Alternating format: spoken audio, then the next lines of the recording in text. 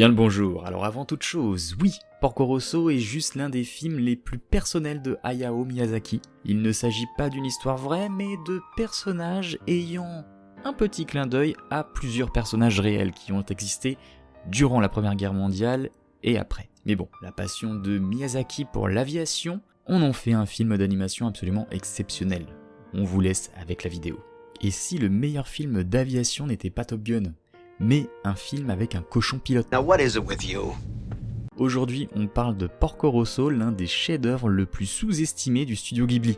Derrière son humour et ses combats aériens se cache une histoire profondément mélancolique inspirée de vrais pilotes, la montée du fascisme et même la propre vision du monde de Hayao Miyazaki. L'histoire se déroule dans les années 1920 au-dessus de la mer Adriatique entre l'Italie et la Croatie. La Première Guerre mondiale est terminée, les anciens pilotes militaires sont devenus des chasseurs de primes, des contrebandiers ou des pirates de l'air. Dans ce monde, un pilote fait régner l'ordre. Son nom est Porco Rosso. Enfin, ce n'est pas vraiment son vrai prénom. Avant d'être un cochon, Porco s'appelait Marco Pago. C'est un as de l'aviation italienne pendant la Première Guerre mondiale. Mais après la guerre, quelque chose change. On découvre rapidement qu'il est devenu un cochon. Le film ne donne jamais une explication claire et c'est justement ce qui le rend fascinant. La plupart des spectateurs pensent que c'est simplement une malédiction. Mais Miyazaki laisse entendre que cette transformation est surtout psychologique. Marco a perdu ses amis pendant la guerre et il a survécu. Eux, en revanche, ne survivent pas à la guerre. Ils ne supportent plus les hommes, alors ils préfèrent être un cochon, comme il le dit lui-même. Je préfère encore être un cochon décadent qu'un fasciste. Cette phrase résume tout le personnage. Porco vit seul sur une petite île, il gagne sa vie en poursuivant les pirates de l'air qui attaquent les bateaux. Ces pirates sont loin d'être de véritables criminels, ils sont maladroits, presque comiques. Souriez, le petit oiseau va sortir.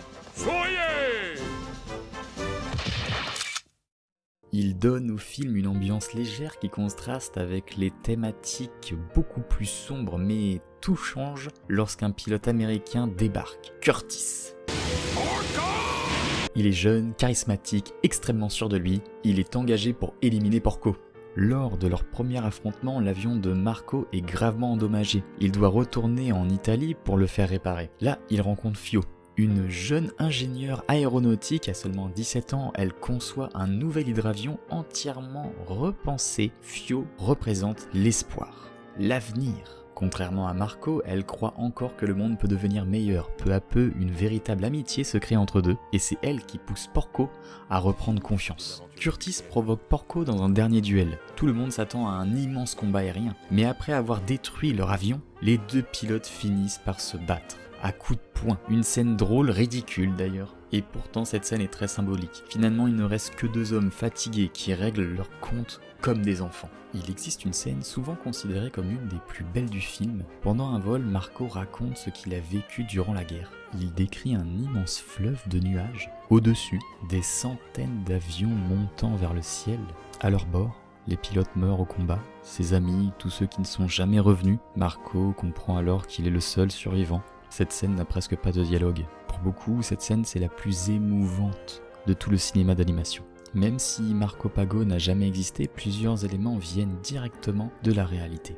Hayao Miyazaki est passionné d'aviation depuis l'enfance. Son père dirigeait une entreprise qui fabriquait des pièces pour l'aviation japonaise pendant la Seconde Guerre mondiale. Cette fascination pour l'aviation se retrouve presque dans tous ses films. Le nom Pago est un hommage aux frères Pago.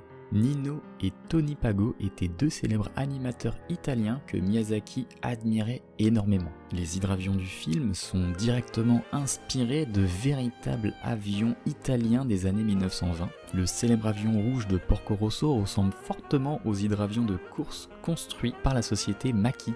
Les combats aériens évoquent aussi les exploits de grands pilotes italiens de l'époque. Et en réalité, derrière le film Porco Rosso, il n'existe pas un seul pilote qui aurait pu inspirer Marco. En revanche, beaucoup voient une forte ressemblance avec Francesco Baracca, qui est tout simplement l'un des plus grands pilotes italiens de la Première Guerre mondiale. Comme Marco, il était considéré comme un pilote exceptionnel, mais Miyazaki ne voulait pas raconter la vie d'un héros, il voulait raconter celle d'un survivant. Un homme fatigué de la guerre, qui refuse le nationalisme, qui refuse le fascisme, et qui choisit simplement de voler. Et c'est dans le vol qu'on voit que cet homme a une vraie liberté. Il est libre de ses mouvements, d'aller où il veut, et c'est tout simplement magnifique. Pourquoi Porco est un cochon? Le cochon est probablement un symbole. Marco se considère lui-même comme quelqu'un d'indigne. Il a survécu alors que ses amis sont morts, il porte une immense culpabilité. En devenant un cochon, il cache son humanité. Mais au fil du film, grâce à Fio et grâce à Gina, on comprend qu'il recommence doucement à accepter les autres. Le film laisse même penser qu'à la fin, il redevient humain, sans jamais nous le montrer. Porco Rosso n'est pas seulement un film d'aviation, c'est une histoire sur le survivant, ceux qui continuent à avancer malgré leurs blessures. C'est un film qui nous rappelle aussi que parfois il vaut mieux rester fidèle à nos valeurs que suivre un pays ou une idéologie. Et c'est peut-être pour cela que plus de 30 ans après sa sortie, Porco Rosso reste l'un des films les plus personnels et les plus touchants de Hayao Miyazaki.